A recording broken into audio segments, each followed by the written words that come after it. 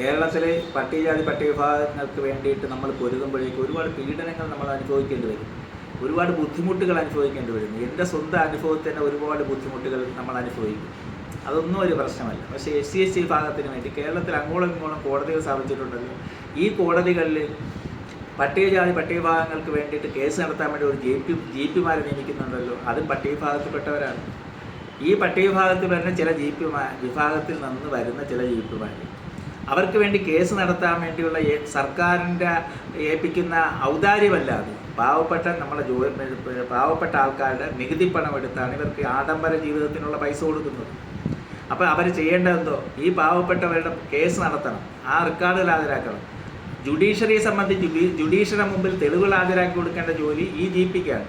അത് ചെയ്യാറില്ല. ഈയിടയ്ക്ക് അവിടെ കയ്യും കാലും ഒക്കെ അടിച്ചു പൊട്ടിച്ചൊരു കേസ് കൊട്ടാരക്കര ST അവിടെ കോടതിയിലുണ്ടായിരുന്നു. കേസ് വെറുതെ വിട്ടു.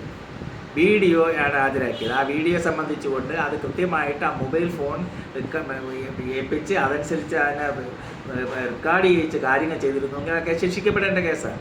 ഇതുപോലെ ഒരുപാട് സംഭവങ്ങളാണ്.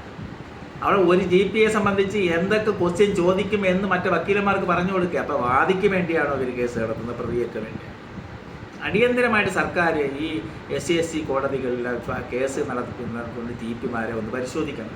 അത് പരിശോധിക്കപ്പെടേണ്ടതാണ്. കൊട്ടാരക്കര കോടതിയിലെ GP-ക്കെതിരെ വിജിലൻസ് ഡയറക്ടർക്കും റവന്യൂ നിയമ സെക്രട്ടറിക്കും നിയമമന്ത്രിക്കും ഒക്കെ പരാതി കൊടുത്തൊക്കെയാണ്.